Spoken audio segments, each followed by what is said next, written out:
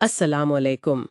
آج ہم ایک بہت ہی خاص، بہت ہی اہم موضوع پر گہرائی میں بات کرنے والے ہیں، سیرت النبی صلی اللہ علیہ وسلم۔ وعلیکم السلام۔ جی بالکل، ہم یہ سمجھنے کی کوشش کریں گے کہ پیغمبر اسلام حضرت محمد صلی اللہ علیہ وسلم کی زندگی، ان کی سیرت کا مطالعہ کیوں ضروری ہے، جی اور یہ معلومات ہمیں ملتی کہاں سے ہیں، یعنی بنیادی ذرائع کیا ہیں اور ان سے ہمیں کیا کچھ پتہ چلتا ہے۔ بالکل۔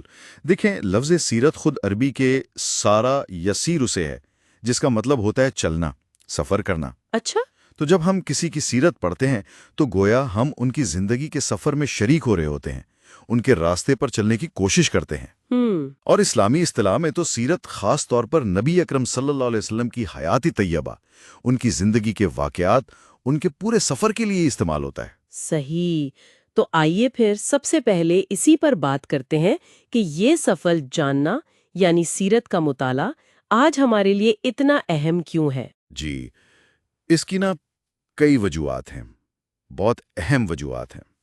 سب سے پہلی اور آپ کہہ لیں بنیادی وجہ تو اللہ تعالیٰ کا حکم ہے۔ قرآن میں؟ جی، قرآن میں سورۃ الاحزاب میں اللہ تعالیٰ فرماتے ہیں، لَقَدْ كَانَ لَكُمْ فِي رَسُولِ اللَّهِ أُسْوَةٌ حَسَنَةٌ۔ جی ہاں، تمہارے لیے اللہ کے رسول میں ایک بہترین نمونہ ہے۔ بالکل، بہترین نمونہ۔ اب دیکھیں، کسی کو اپنا نمونہ بنانا ہو، ان کی پیروی کرنی ہو، تو ان کو جاننا تو سب سے پہلی شرط ہے نا۔ ظاہر ہے، بغیر جانے پیروی کیسے ہو سکتی ہے؟ بالکل۔ تو یہ تو ہوئی پہلی سب سے اہم وجہ۔ ٹھیک، اور دوسری اہم بات کیا ہو سکتی ہے؟ دوسری اہم بات وہ محبت سے جڑی ہے۔ نبی اکرم صلی اللہ علیہ وسلم سے محبت کا دعویٰ تو ہم سب کرتے ہیں، جی۔ لیکن یہ انسانی فطرت ہے کہ جس سے محبت ہوتی ہے نا، انسان اس کے بارے میں زیادہ سے زیادہ جاننا چاہتا ہے۔ ہاں، یہ تو ہے۔ ان کی زندگی کیسی تھی، ان کو کیا مشکلات پیش آئیں، ان کا اخلاق کیسا تھا، ان کی رحمت، ان کی شفقت، یہ سب باتیں جب ہم جانتے ہیں تو دل میں ان کی قدر، ان کی محبت وہ اور بڑھتی ہے۔ صحیح۔ جو لوگ کہتے ہیں کہ ہمیں نبی صلی اللہ علیہ وسلم سے محبت ہے، لیکن ان کی زندگی کے بارے میں جاننے کی کوشش نہیں کرتے، تو وہ محبت کہیں نہ کہیں ادھوری رہ جاتی ہے۔ یہ واقعی بہت اہم نقطہ ہے۔ اچھا، کیا سیرت کو سمجھنے سے قرآن فہمی میں بھی کوئی مدد ملتی ہے؟ آپ نے شروع میں ذکر کیا تھا۔ یقیناً، یقیناً، یہ تیسرا بڑا فائدہ ہے۔ دیکھیں، قرآن مجید نبی اکرم صلی اللہ علیہ وسلم کی 23 سالہ نبوت کی زندگی کے دوران نازل ہوا، جی۔ تو اس کا ایک خاص پس منظر ہے، شان نزول جسے کہتے ہیں۔ بہت سی آیات، بلکہ صورتیں بھی، وہ خاص واقعات یا حالات کے جواب میں نازل ہوئیں۔ کوئی مثال دیں گے؟ جی، جیسے سورۃ الضحیٰ ہے، اس کا نزول اس وقت ہوا جب کچھ عرصے کے لیے وحی آنے کا سلسلہ رک گیا تھا، اور آپ صلی اللہ علیہ وسلم ظاہر ہے پریشان تھے، تو اللہ نے تسلی کے لیے یہ سورت نازل فرمائی۔ اب اگر ہمیں یہ پس منظر، یہ سیرت کا پہلو معلوم نہ ہو تو ہم ان آیات کی جو گہرائی ہے، جو حقیقی مفہوم ہے، اس تک شاید پوری طرح نہ پہنچ پائیں۔ صحیح۔ یعنی سیرت جانے بغیر قرآن کا پورا حق ادا کرنا مشکل ہے؟ ایک طرح سے کہہ سکتے ہیں، قرآن کو اس کے صحیح تناظر میں سمجھنے کے لیے سیرت بہت مددگار ہے۔ اور کوئی اہم وجہ؟ آپ نے کئی وجوہات کا ذکر کیا۔ جی، ایک اور بہت اہم نقطہ ہے، وہ یہ کہ سیرت نبوی صلی اللہ علیہ وسلم، آپ کی پوری زندگی وہ خود ایک معجزہ ہے۔ اچھا، کس طرح سے؟ دیکھیں، آپ صلی اللہ علیہ وسلم کا ایک ایسے معاشرے میں پیدا ہونا جو علمی لحاظ سے، تہذیبی لحاظ سے وہ کوئی بہت ترقی یافتہ نہیں تھا۔ جی، عرب کا وہ دور۔ جی، پھر آپ صلی اللہ علیہ وسلم کا امی ہونا، یعنی آپ نے کسی سے رسمی تعلیم حاصل نہیں کی تھی، اور پھر آپ کا قرآن جیسی عظیم کتاب پیش کرنا، سبحان اللہ۔ اور صرف 23 سال، آپ سوچیں، صرف 23 سال کے عرصے میں نہ صرف عرب بلکہ پوری دنیا کی تاریخ بدل دینے والا انقلاب برپا کر دینا، یہ سب کیا ہے؟ یہ آپ کی نبوت کی، آپ کی سچائی کی بہت روشن دلیل ہے۔ واقعی۔ ایک مشہور عالم گزرے ہیں، ابن حزم، انہوں نے تو یہاں تک لکھا ہے کہ اگر نبی صلی اللہ علیہ وسلم کو ان کی سیرت کے علاوہ کوئی اور معجزہ نہ بھی دیا جاتا تو صرف ان کی یہ پاکیزہ زندگی ہی ان کی سچائی ثابت کرنے کے لیے کافی تھی۔ یہ تو بہت بڑی بات ہے۔ جی، اور یہ چیز، یہ پہلو ہمیں خاص طور پر جب ہم مشکل حالات میں ہوں تو امید بھی دلاتا ہے، حوصلہ بھی دیتا ہے۔ بالکل، یہ سب جان کر واقعی ایمان تازہ ہوتا ہے۔ اچھا، تو یہ ساری معلومات، یہ تفصیلات، یہ ہم تک پہنچی کیسے؟ مطلب سیرت جاننے کے سب سے مستند، سب سے معتبر ذرائع کون سے ہیں؟ بہت اہم سوال ہے۔ دیکھیں، سیرت کا سب سے پہلا، سب سے بنیادی اور سب سے مستند ماخذ تو خود قرآن مجید ہے۔ اچھا، یہ اللہ کا کلام ہے۔ یہ نبی صلی اللہ علیہ وسلم کی زندگی میں ہی ان پر نازل ہوتا رہا اور اسی وقت لکھا بھی جاتا رہا، یاد بھی کیا جاتا رہا۔ اس میں آپ کو غزوات کا ذکر ملے گا، جیسے بدر اور احد، ہجرت کا ذکر ہے، دوسرے اہم واقعات ہیں، حتیٰ کہ بعض اوقات صحابہ کے دلوں کے جو احساسات تھے ان کا بھی بیان ملتا ہے۔ صحیح، قرآن تو بنیاد ہو گیا۔ اس کے بعد قرآن کے بعد دوسرا بنیادی ماخذ ہے حدیث نبوی، یعنی آپ صلی اللہ علیہ وسلم کے اقوال اور افعال۔ جی، آپ صلی اللہ علیہ وسلم کے اقوال یعنی آپ نے کیا فرمایا، آپ کے افعال یعنی آپ نے کیا کیا، اور تصویبات یعنی آپ کے سامنے کوئی کام ہوا اور آپ نے اس پر خاموشی اختیار کی یا اسے پسند فرمایا۔ اچھا، ہر حدیث جو ہے وہ سیرت کے کسی نہ کسی پہلو کو روشن کرتی ہے۔ آپ کے روزمرہ کے معمولات، آپ کا لوگوں سے برتاؤ، آپ کی عبادات، سب کچھ۔ ٹھیک ہے۔ تو قرآن اور حدیث، کیا اس کے علاوہ بھی کوئی خاص ذرائع ہیں؟ جی ہاں، ان دو بنیادی ماخذ کے بعد پھر وہ کتابیں آتی ہیں جو خاص طور پر سیرت کے موضوع پر لکھی گئیں۔ سیرت کی کتابیں جو مشہور ہیں۔ جی، یہ کام سب سے پہلے صحابہ کرام کے جو بیٹے تھے یعنی تابعین اور پھر تبع تابعین، انہوں نے شروع کیا۔ انہوں نے واقعات کو جمع کرنا شروع کیا۔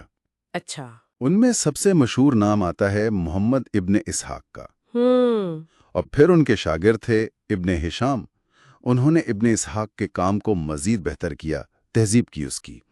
ان کی کتابیں ابتدائی دور کی سیرت نگاری میں بنیادی حیثیت رکھتی ہیں۔ تو ابن اسحاق اور ابن ہشام یہ بہت اہم نام ہیں سیرت کے حوالے سے۔ جی بالکل، ان کا کام بنیاد کی حیثیت رکھتا ہے بعد میں آنے والے تمام سیرت نگاروں کے لیے۔ ٹھیک ہے، آپ نے شروع میں ذکر کیا تھا عرب معاشرے کا، جس میں آپ صلی اللہ علیہ وآلہ وسلم تشریف لائے۔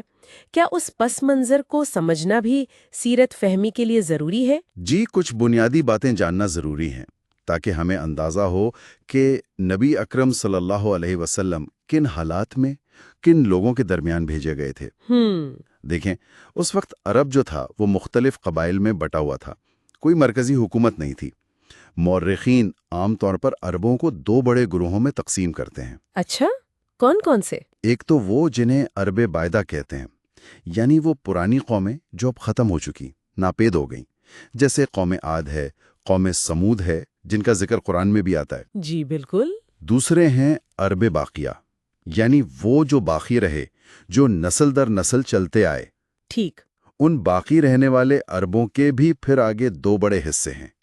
ایک ہیں کہتانی عرب، ان کو اصلی عرب یا عرب عاربہ بھی کہا جاتا ہے۔ اور دوسرے ہیں عدنانی عرب، ان کو عرب مستعربہ کہتے ہیں۔ مستعربہ یعنی وہ جنہوں نے بعد میں عربی زبان اختیار کی یا سیکھی۔ اچھا، یہ دلچسپ بات ہے۔ تو نبی اکرم صلی اللہ علیہ وسلم کا تعلق کس گروہ سے تھا؟ نبی اکرم صلی اللہ علیہ وسلم کا تعلق عدنانی عربوں سے تھا۔ عدنان جو تھے وہ حضرت اسماعیل علیہ السلام کی نسل میں سے تھے۔ حضرت اسماعیل جو حضرت ابراہیم کے بیٹے تھے؟ جی بالکل۔ حضرت ابراہیم علیہ السلام تو عراق سے ہجرت کر کے مکہ آئے تھے۔ حضرت اسماعیل خود تو عرب نہیں تھے، ہاں، لیکن انہوں نے مکہ میں جو کہتانی قبیلہ آباد تھا، قبیلہ جرہم، ان میں شادی کی اور ان سے پھر عربی زبان سیکھی۔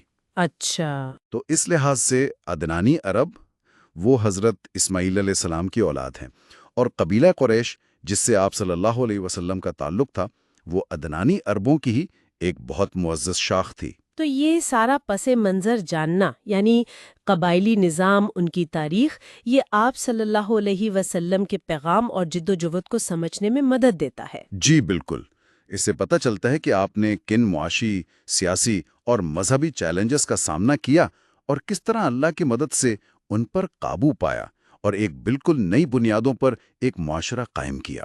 تو آج کی گفتگو کا خلاصہ یہ ہوا کہ سیرت کا مطالعہ ہمارے لیے دینی اور عملی لحاظ سے ناگزیر ہے۔ یہ ہمیں بہترین نمونہ فراہم کرتا ہے، نبی صلی اللہ علیہ وسلم سے محبت بڑھاتا ہے، قرآن فہمی میں مدد دیتا ہے، اور خود آپ صلی اللہ علیہ وسلم کی زندگی کا معجزہ ہونا ثابت کرتا ہے۔ بالکل۔ اور اس کے بنیادی ذرائع قرآن، حدیث اور مستند سیرت کی کتب ہیں۔ ساتھ ہی اس دور کے عرب معاشرے کا بنیادی فہم بھی ضروری ہے۔ جی ہاں، اور یہ سب چیزیں مل کر ایک مکمل تصویر بناتی ہیں۔ اب یہاں ایک نقطہ ہے جس پر میرا خیال ہے سامعین کو خود غور کرنا چاہیے۔